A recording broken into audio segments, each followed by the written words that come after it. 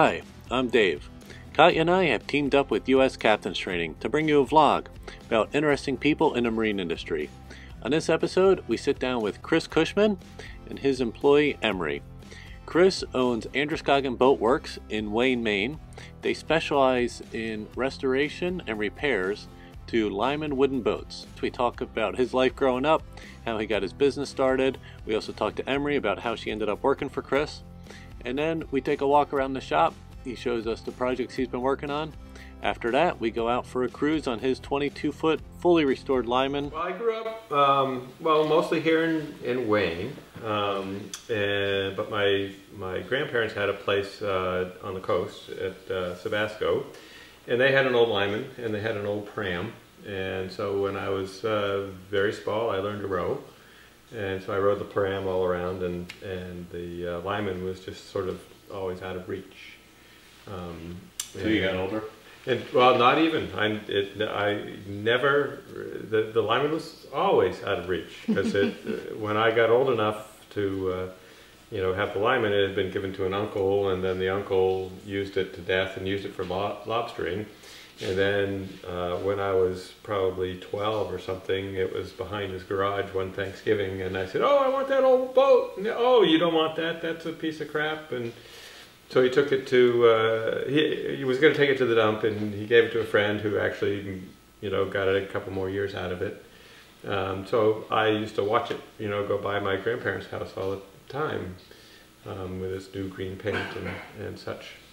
And so I just never really got it, and I always liked it. And but anyway, my other boating experience was, I ended up with a little fiberglass skiff when I was 10. One of the older fellows in town, I was helping him stack his wood, and he had this old fiberglass boat, and so he gave it to me, and me and my father, put new gunnels and seats on it. And then by the time I was 11, I ended up with a 6-horsepower motor, and then I was on the lake, dawn till dusk, and my parents would drop me off on Memorial Day and pick me up on Labor Day. Kind of thing. Nice. And that was Lake Sebago, or that was here? That was here on Lake Androscoggin. Okay. And so I spent a lot of time doing that. And then I've always kind of, messed around with boats. And then the little pram that I learned to row on ended up getting rotted out, and the grandparents gave it to me. So I put a transom in it when I was 12, and several tubes of bathroom caulking, and it lasted a few more years, and then I ended up with a Boston whaler, and was a menace on the lake with that, and did a lot of water skiing and stuff. Nice. And so that was like the beginning of boats. Yeah. Yeah. And how about you, Emery? How did you get wrapped into this? Well, I didn't know anything about wooden boats before I came here. Actually, all of my boating experience was on whitewater rafting, and like air inflatables and things like that. But I came here to work for Chris and learn about boats, and I've learned so much. And how long have you been here? I've been here since the beginning of May. Oh, so you just started? Yep. Wow. So what made you come here though? How did you get in touch with? So it's quite fun because it started last year. My background is in the foundry arts and fiber arts, so kind of both. And I was teaching at a craft school in New Jersey when Julie, which is Glenn's wife, came down and took a class, and we hit it off and had a good time. And so she asked me to come up to Maine and visit and see what I liked about it, and I did. And then Glenn showed me Chris's shop here, and I felt like it was a really nice place. And so when the season ended at the craft school, I agreed to come up for a week tour, for a week trial period in January. And then we hired her, and she left. Yeah. So did you come and say like, so can I work here for a week and just see you? Or were you saying like, hey, I need some help? Do you have interest? So Glenn and Julie said, "Oh, we found you a new employee," and we, it's hard finding good help. And we do have more employees in the wintertime. We have 2 others, and we have another full-time person who's not here today. And we're always looking for, qualified help, and we've been through a lot of people who just can't seem to figure some things out, and we've had some wonderful ones also. So they were. So Glenn was saying, and Julie was, we found you somebody who would really work out well for you. She's like amazing in the wood shop, and she would love to come do this kind of thing. And I said, well, send her on. Oh. So then, back to the start of your business. So when did you start? How did you start? Why did you start? I started doing a lot of carpentry work, when I was a teenager, and then I actually went to school to I have a degree in fire science, so I was going to be a professional fireman. Okay. And I ended up being a professional fireman for about a year and a half and didn't like it. And how long ago was that? That was in the 1985. Okay. And so it was 40 years ago. It was, no, it wasn't. Not even 40 years. 15 years ago, sorry. Last week. Last week, yes, exactly. And so anyway, I ended up basically doing a lot of carpentry and building, and then I built my house in 1989, and then this part of the shop started in 93. Mm-hmm. And so I actually had a construction business, and at one time I had 8 employees, and we were doing everything from doctor's offices to custom homes. I specialized doing a bunch of hardwood flooring because I had a friend who milled hardwood floors, and so he was advertising in fine home building, and so then I said, well, it'd be kind of fun to do hardwood floors, so we were doing a bunch of local ones, and then he got us a couple jobs. He would get clients in New York City and Connecticut and Hawaii, and so we would just say, well, do you want that installed? And so I was going all over the country, installing hardwood floors as a pseudo expert. Yeah. And then I was working with a fellow, sort of doing that part-time, and we were, working as semi-partners, subcontracted partners. And one day he said, you want to swing by the house and help me get rid of my dad's old boat, because I'm going to take it to the dump. I need help getting it on the trailer. And that was like the first Lyman. And I said, we're not taking this to the dump. So I brought it home and restored it and used it for a summer. And what year was that? Oh, that had to be in the real early 90s. Also last week. Yeah, last week.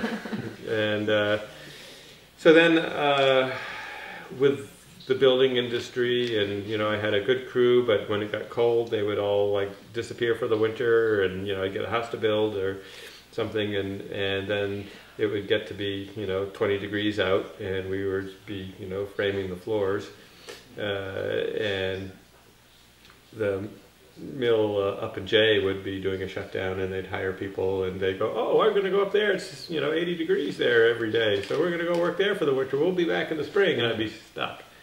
So I was getting kind of frustrated with that, and then working in the cold weather I was having trouble with bad backs and such, and so anyway and there was a fellow in town who was doing boats, and he was trying to get out of it, and so I took on a couple little jobs, and one thing led to another, and then I started buying a Lyman, fix it up, use it, sell it, and after about 60 of those. 60?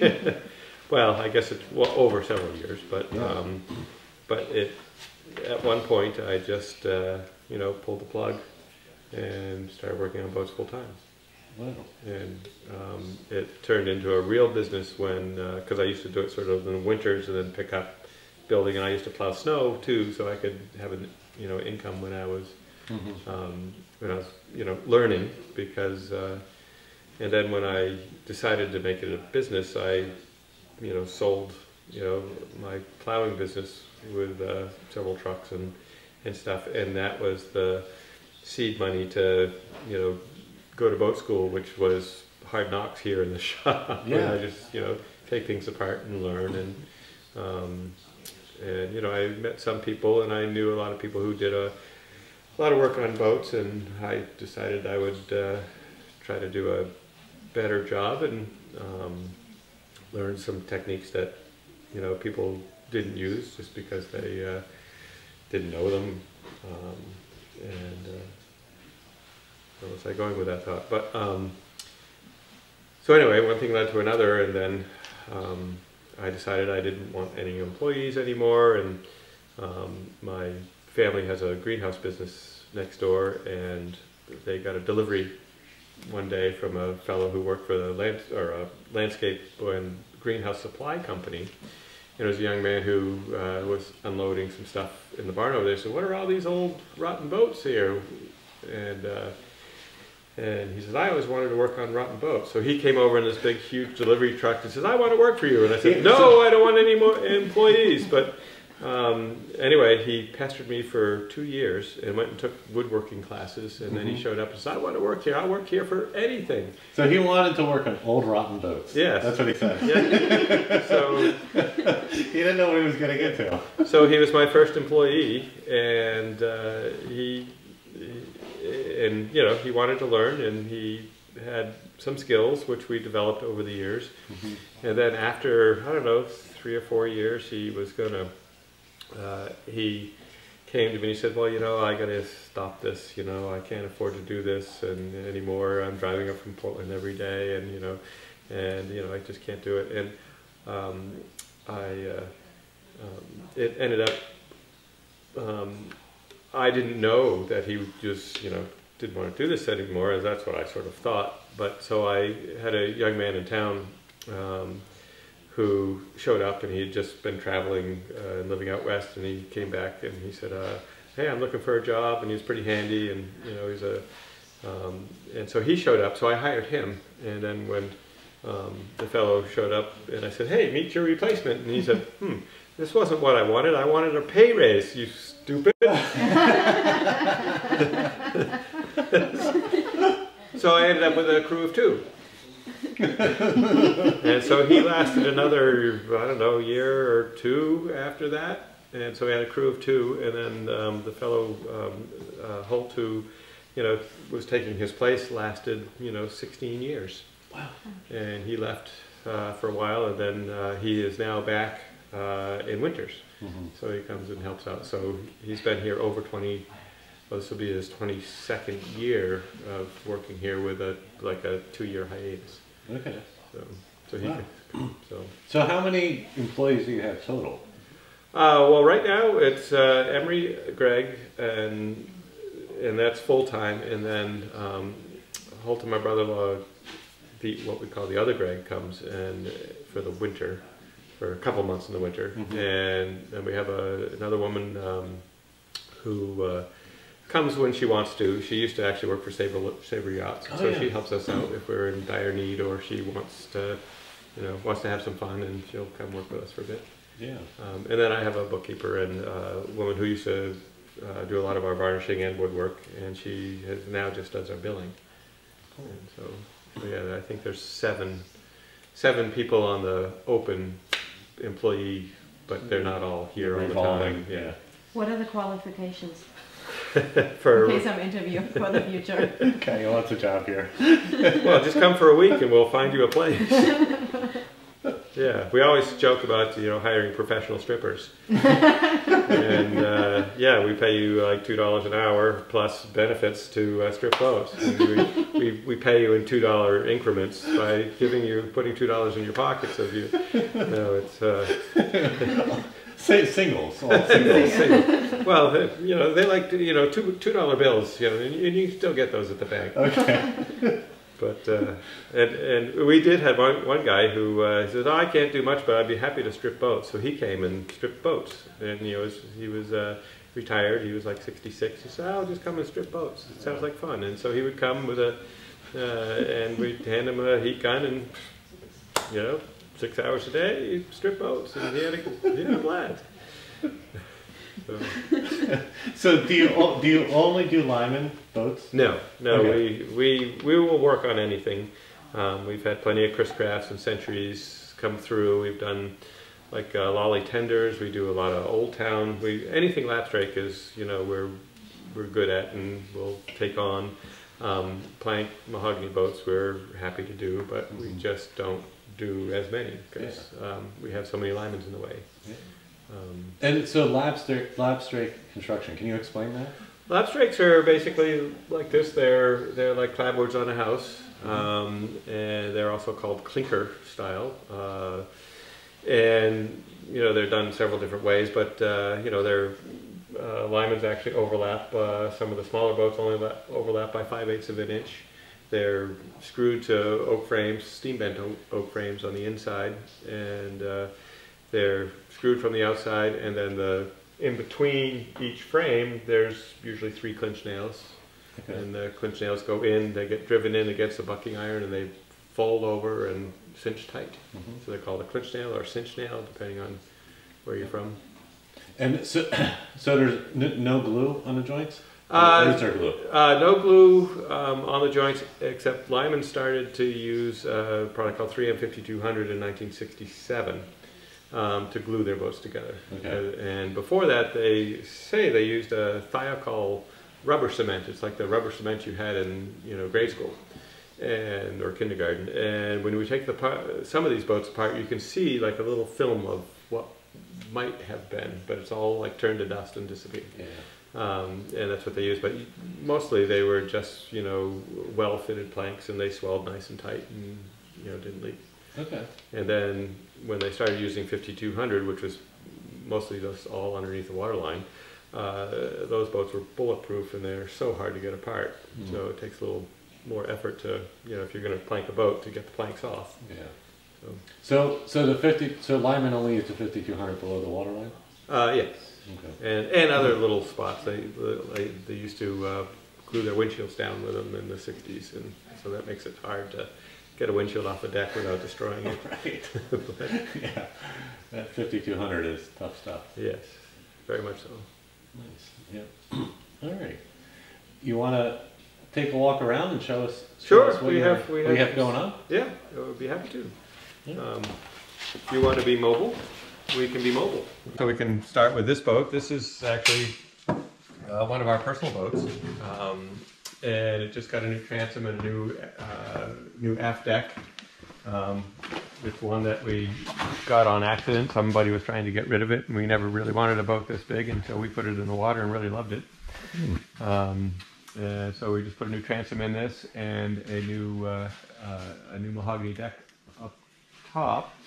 One of the things we do here is we also have our own plywood made. Yes, Glenn was talking about that. I'd like to hear more about that. This is actually a piece of it.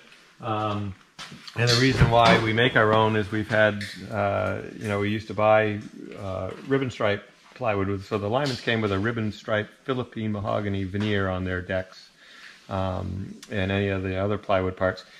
And you just can't get we just can't get Philippine veneers anymore. And so people were using African sapelli, and African sapelli is a very wild and crazy grained wood, and it's just a little, in my view, it's just a little too wild and too dark to call it Philippine. And so when you, and then it's hard to get decent panels that don't delaminate, don't turn black and rot, and so we've worked with several different companies over the past, and we've had some made. It worked out really well. We've had some that actually failed. And when the plywood companies say, "Oh, we're sorry, we gave you a bad product," they just give you 3 sheets of new plywood. But what about the $5,000 worth of labor? Yeah. And so we replaced several decks and transoms, because we stand behind our work, and so we get new. Anyway, we ended up doing it for free. So then we met Glenn's friend who has a veneer company in Sanford, and we started looking for different veneers. So we were actually importing cores, and so the cores we would get would be our 4x8 and 4x10 sheets that were all 1088 grade. And so what's 1088 grade? 1088 is a British standard that they used to use, and it basically states how the plywood is made. So it's not to have any core voids. It's supposed to have water and boil proof glue. It's supposed to have full sheets in its core. So if it's a 4x8 core, it's not like a 2x8 and a 2x8. It's a full 4x8 throughout. So there are no voids, there are no seams inside. And is the core material the same as the surface veneer? It's supposed to be the same surface veneer, so from throughout and they're all supposed to be the same thickness. Yeah. And so what we were doing is we were working with one company who would actually, at one point, they were just taking plywood and then facing it for us. And we found that African kaya was the one that looks more like Philippine than anything else. So we were actually contacted the veneer company, and they would take pictures. They would pull veneers out of the logs because they're all already pre-sliced, and they would take pictures of several veneers in each log, and then I could choose which one looked more like Philippine. And kaya and sapelli are kind of the same family, so you can get some pretty wild grain in kaya, but you can also get one like this, which is so Philippine-like. So this transom is one of your sheets of plywood? Yes. Okay. Yep. And so this is actually built up. So to balance the sheet, since we buy the sheets with the grain going the 4-foot way, it's 4 foot on both sides. So we end up running 8-foot veneers, and these are slice veneers. That's how you get the quarter sawn ribbon look. So there's actually seams in them, and so John takes them and he actually straight line rips them and then binds them together and then puts them down on the cores with a heated press with resorcinol glue. And we've had one failure out of 200 sheets, so we can't complain about that. So do you have any sheets here that we can see the thickness of the veneer? Or even a scrap piece? Well, there's scrap right behind you. Those are the pieces of the top of the phantom. And I think Emery was sitting on one too. Yeah. So it's a 1.6 millimeter veneer by the time we're done. So you also can get some, you can get like 3 refinishings out of them. Nice. Where a lot of the sapelli you can get is like a 0.6 veneer, and you can't get a refinishing out of them. Right. So if you strip the varnish, and by the time you sand the stain out of the wood, you're into the veneer below. Yeah. So it's worked out really well for us. It's expensive, and but my selling point is, well, we know it's going to last, and it's only fair to use a product that's not going to make us have to do it twice for you. So yeah. And so anyway, it's worked out. So this is a Meranti core throughout. And we do 2 sides to keep the sheet balanced, because if you just do one side, it'll warp before you use it. And the same thickness on both sides? And the same thickness on both sides. And so when John goes through the veneers, we pick the good, better veneers and not so good veneers, and the not so good veneers go on one side and the better veneers go on one side. So we that would be like the A and B sides. Right. A lot of the veneers we get, they're all good. So we don't have to worry too much about it. So this is your personal boat? This is one of our personal boats, okay. Yes. And what size is this? This is a 25 Cruzette, 1966. Okay. So it's pre 5200. We ended up picking this up by accident. Somebody was trying to get rid of it. They had taken deposits on several of them and called me and said, I understand you buy boats to sell. And I said, well, yeah. I do, but we usually do smaller boats because they take less time, and it was down in Gloucester, Massachusetts, and I took the neighbor with me. We delivered a boat to Marblehead that we used to drive back and forth and took care of, and I said, well, we'll stop and look at it. But first the guy had called several times and said, well, why don't you buy the boat? I want $20,000. Why don't you buy the boat and then fix it up and sell it? And I said, well, I'll be lucky to get $20,000, even restored. So then he calls and says, I really need to get this gone. Why don't you buy it for $10,000 and then if you sell it for 20, you can give me 5. And I said, well, that doesn't work because we'll probably have more in it. And so by the time I actually got to go look at it, I stopped in, and it was in a boatyard, and it was covered with a shrink wrap, and I crawled inside and I pulled the floorboards, and he hadn't arrived yet, and I said, this is a pretty decent boat. And my neighbor who was with me says, Leslie's going to love this. And so anyway, as I was crawling out of the shrink wrap, he shows up and he says, "What do you think of your new boat?" I said, "This isn't my new boat. This is too big for us." He says, "Oh no, that's your new boat. I already filled out the bill of sale." And I said, no, I'm not buying this boat. He says, "I don't care if you buy it or not. It's got to be gone by next week. So make me an offer or don't, but just make sure it's gone next week." And I said, "You mean I can just have it?" And he says, "Well, he said, I prefer to have something, but it needs to be gone next week." And I said, "So I could give you $500? And he said, "Oh, yeah, that's fine." And I said, "Well, no, it's worth way more than $5,000. And I didn't have much money at the time. And I said, "Well, how about $2,000? At least I could sleep at night." And he says, "Yeah, whatever. Just send me some money." And I said, "Well, I can give you, I'll go home and I'll send you a check for $1,000. It might be a month or so before I can send you some more." And he said, "Whatever, just get it out of here by Friday." And so I made 2 payments and we brought it home and put it in the water. And, you know, that was, I don't know, 2008. So we realized that 2008 was 15 years ago. We were doing some math on the calculator earlier today. So anyway, we've loved this boat. It had some stem issues a few years ago, and we took it apart and we didn't use it for a while. We had a bigger boat in the interim, which we just sold. So we thought we'd put some more effort into this. So we got a new stem and we rebuilt the front of the boat. Now we've done the back of the boat, and we get to do a little bit of the middle at some point. But this is far from being a restored show boat. Right. But we don't care if there's popsicles and peanut butter and things in it. So was the stem replaced? So the stem was replaced from about here down all the way to here. And then it included 5 planks on each side all the way back to about the front seats.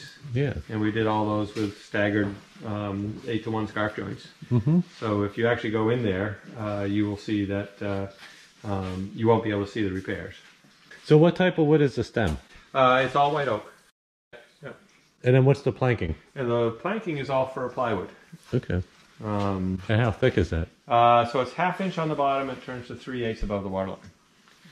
And we use bronze clinch nails, and we had those bronze clinch nails made because you can't get them anymore. You can still get copper clinch nails, but we did find a company to make some, so we made 400 pounds, and we used a bunch of them. We had another order, and we've used a lot of those, and we're trying to get more made, but the company won't do it anymore because they can't get the raw materials. Yeah. Is the plywood planking, is that your plywood also? No. So the plywood planking, they originally came fir from the factory. We don't get good fir anymore, so we're using an African Sapelli 1088 throughout to do our planking. We've had some customers that didn't want the African Sapelli to come up on some of the boats, like this one that you can see the planks behind the ribs. And so we've actually veneered fir over Sapelli. So that when we get above the floorboards, we can see fir, and those are for our. It's quite expensive to do that. It seems like that fir is more expensive than mahogany. So, and of course, we're using a Sapelli core, which is $100 more than the Meranti core. So yeah, so it adds up. But at least we feel confident that they're going to have a good bottom. All right. You want to climb in? Sure. Watch your step. There's like loose things rolling around in there, parts, exhausts, flanges and things.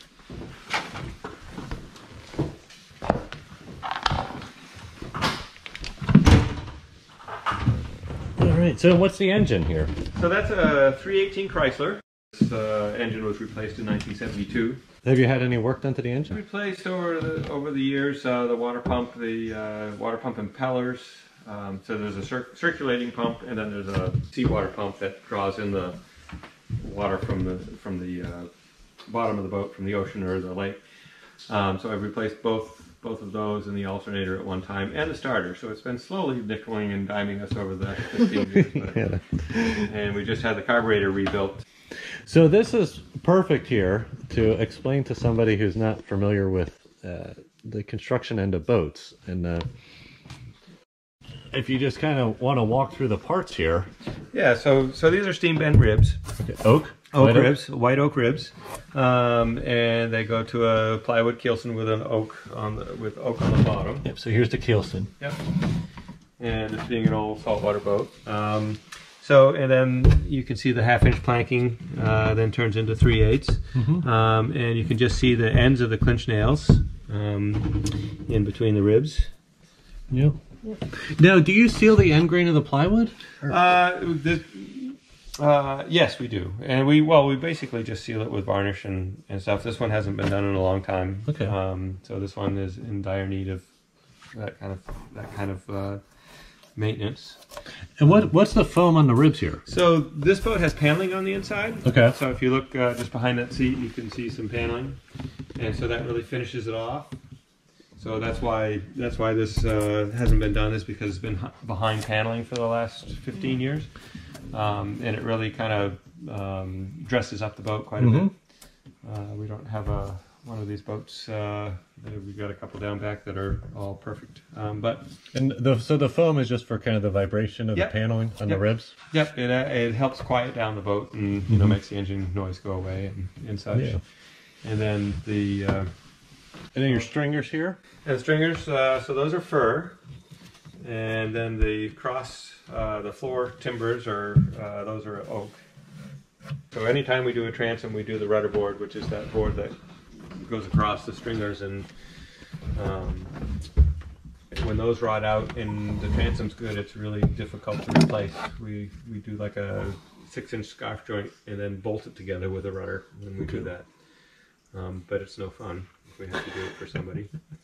Right. And then all the planks, when the planks come together, the hood ends, they're actually a rolling bevel. So in several different places, they roll to become the same thickness, so they have no overlap when they hit the transom. So the hood ends, that's just where it meets the transom? Yeah, it's when they... Yeah. And the stem, or just the transom? And stem and transom, Okay. And not always at every plank, because at different places on the curve of the chine they change. And every plank is, beveled on its overlap. So the overlapping plank is usually square until you get to the hood ends. And so the hood ends, the rolling bevel start usually on the 15-foot, the smaller outboards. They're all 3/8 planking. That's like they start at 18 inches where the bevel starts to roll. And on the bigger boats, it's like 22 inches. Is that all done just with a hand plane? We did it all by hand with a hand plane because they changed just enough.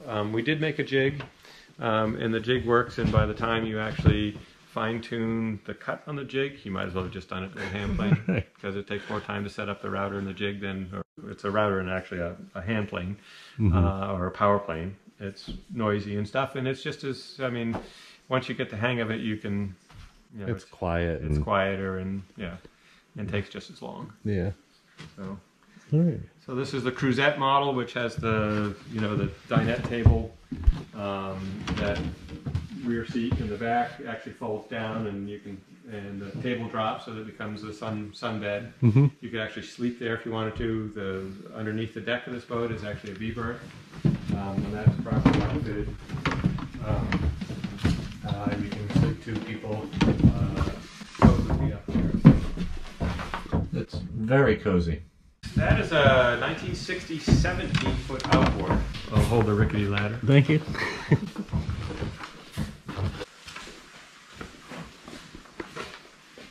It was for sale down in Florida, and this is one of the boats that I really like, this particular model. And I was actually toying with the idea of maybe trying to figure out how to get to Florida last year to buy it.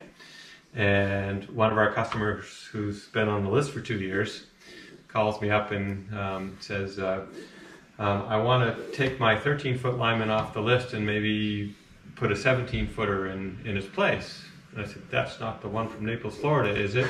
He said, yes, it is. Did this come standard with an outboard, or was this converted? No, it was standard with an outboard. Lyman made outboard boats from, they made a 13-foot runabout. They used to make little outboard race boats in the 30s, actually. but they had a standard issue 13, 15, 16 and a half, 17 and 18 foot outboard line. And they changed the models a little bit over the years. And then in the 60s, they changed hull style from this sort of the older Lyman with a little bit of tumble home at the stern. And they also made the inboards sort of in this style. And then in the 60s, 61, they changed to this big flared V. That flared bow is cool. Yeah, and so they started doing that after 61, and they were still doing. They only had a line of 2 outboards, so they did a 16 and an 18 with a flared bow. This is actually a pretty interesting boat. This is a 1941. Wow. And it's an inboard. One of, I think, like 12 or 14 made. And this one came in for one of our long-time customers. It was a wreck. This was actually built all out of solid mahogany. And solid mahogany planking had been refastened several different times. All the planks were split on the nail line. Yeah. And so this is one of our older customers, and we decided, since he didn't want to spend much time, swelling the boat, because the actual solid wood planks will move a lot from shrinking to expanding, over winter storage and such. So we decided to actually switch it to a plywood boat. So we replaced all the planking. So we ended up doing, when Emery came in January, we tried her out by doing the stem and the forward keel. And so the fact that she could master the hardest job meant that we wanted her to stick around. So this was her project here? That was her project here, and when she first came to try out working here. Yeah. So, so it worked out really well. And we've since completely re-ribbed the boat. New transom. The stringers are original. These seat clamps are original. These 2 top strakes are original. Wow. And the outer gunnels. And then everything else is new. And then we have pictures of how the seats go, because the boat came completely disassembled, and the fellow who bought it, so we just have all these parts and pieces to figure out how they go. A lot of them are going to have to be made new. There was no engine in the boat at the time, so he found an engine in a field, some farmer's field somewhere, and it's a little 75 horsepower 4-cylinder gray marine. And our engine fellow from Wyndham, Jim Martin, he is boring and sleeving it, and it's going to be brand new when it's done. It's been a pretty big job, and it's taking some time, and and our customer's very excited to get it done, and we're excited to get it done for him.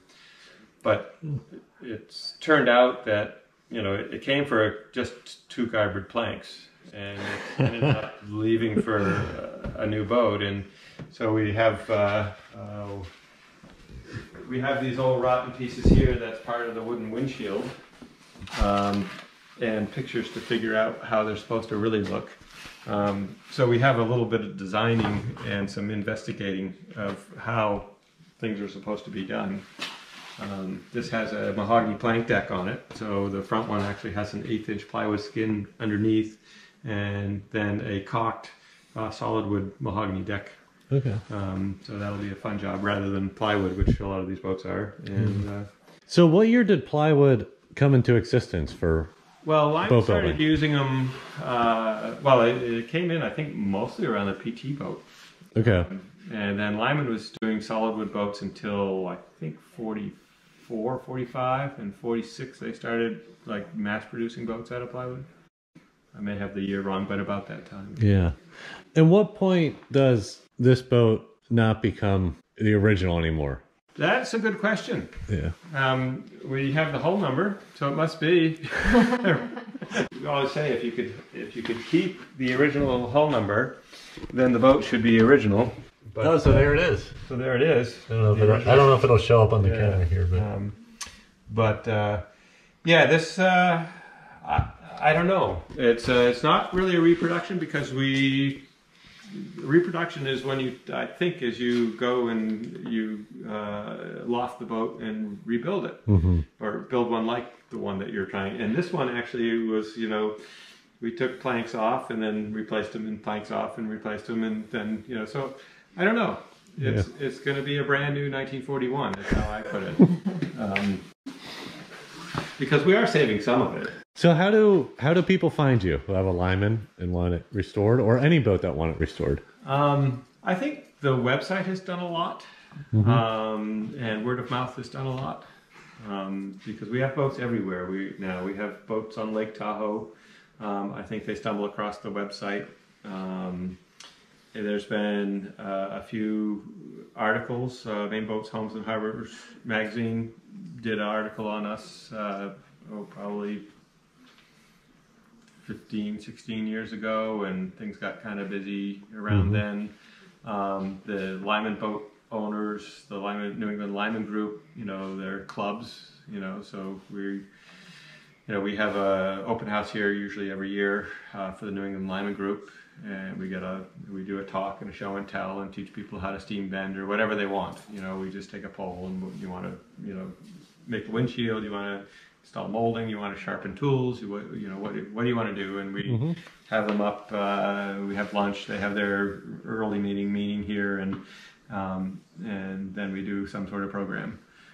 The website has really made a difference. And then we got a TV spot. Oh, awesome.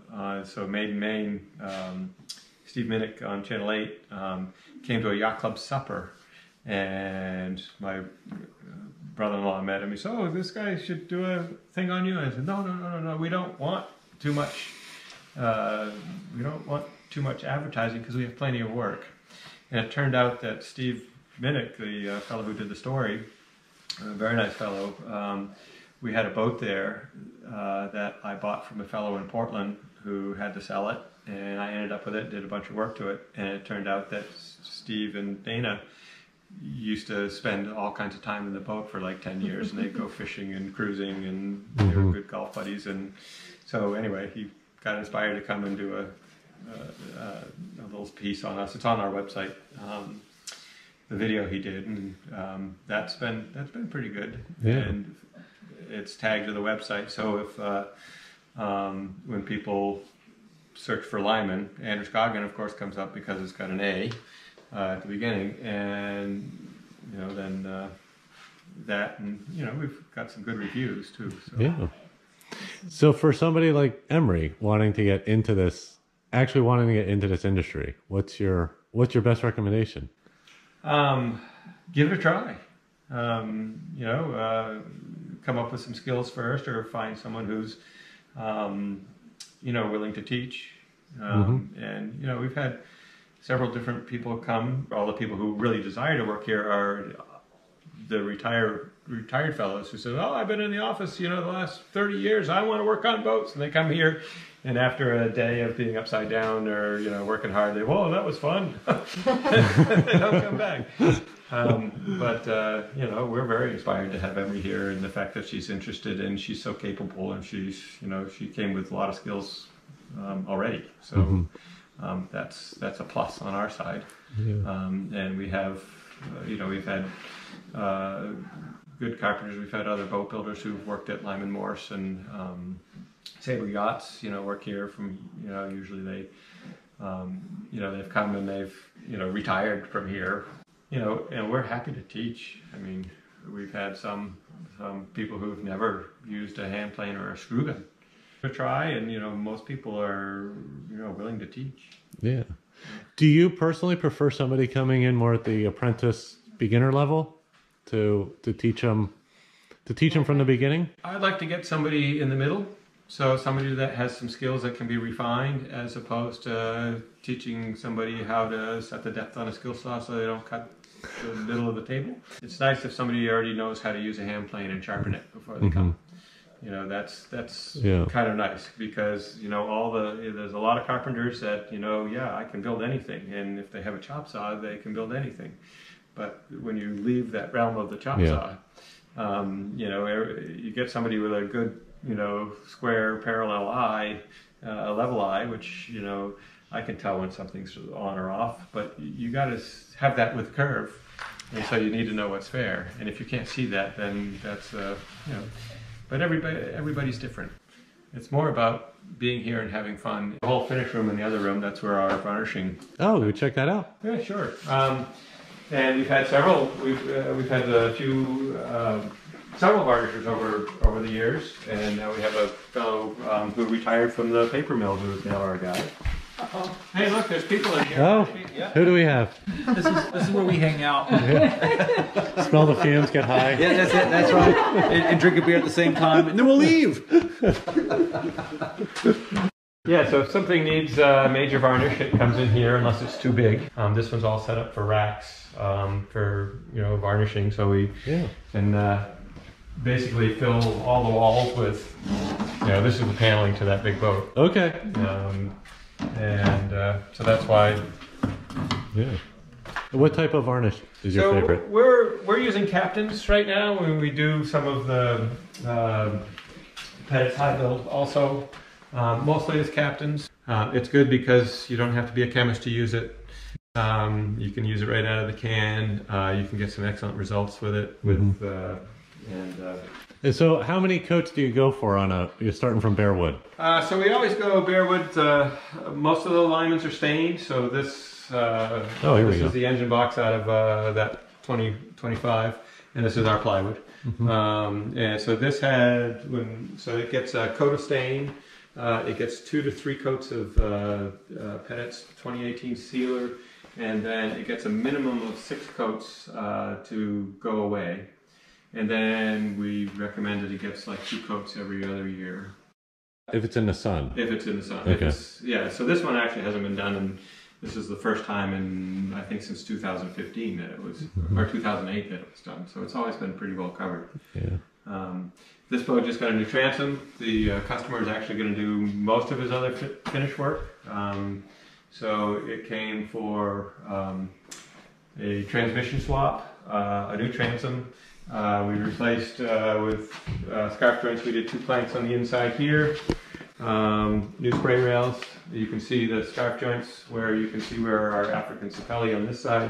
This boat had gotten a couple of planks replaced years ago by somebody else up in upstate New York. But this boat came to us first in 2008. The fellow bought it. It came off Lake George.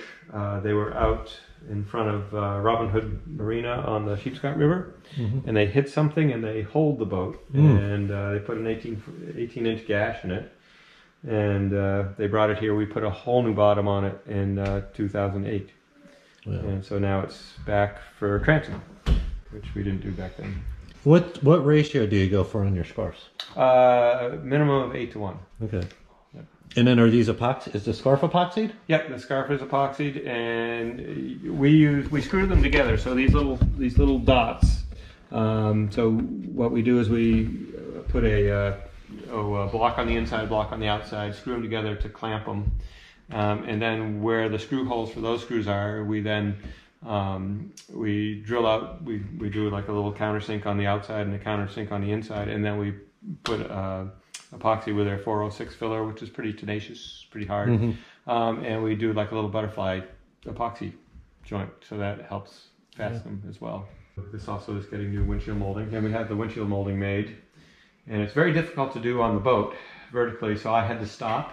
I had to go in the other room and listen to some classical music, and then I will come out Monday morning and put on the same classical music and have a deep breath and finish that one. Nice. It's a very difficult thing, that molding. This boat is 1970. This is a 22-foot inboard sleeper. They made 147 of these, and this is number 144. Oh, okay, so the end of the line. Yep. And so we own 1016. So we own the 16th one built, the 18th one built, and the 23rd one built as a project. So we have. Because we have 2. I'm a collector. Don't tell us it. So we have 2 22s that are pretty nice. One was a 1,000-hour restoration that we just finished, and it's down on the Morianta Lake. Yeah, that was the other thing about this business, is it was supposed to be a restoration business, but every time we finish a boat, they bring it back. Say, we can't leave this where we used to keep it because we don't like we don't like the way the people take care of our boat. So we bring it back to you. and then we want it the same condition it was when you restored it every year. Wow. And so we got about 35 boats that happen. So our restoration period gets smaller because now we're a good solid, 3 to 4 weeks of winterization, and we have a deal with the neighbors where we put 35 boats over there, and then we have to summarize them and fix all the bilge pumps and whatever it is that it takes to get them going in the spring. Yeah. So. Awesome. Yeah. It's a great shop. Great shop you have here. Well, thanks for coming to visit. Yeah, thank you for the tour. Sharing your end of the day on a Friday with us. Well, if it weren't raining, we'd be sailing.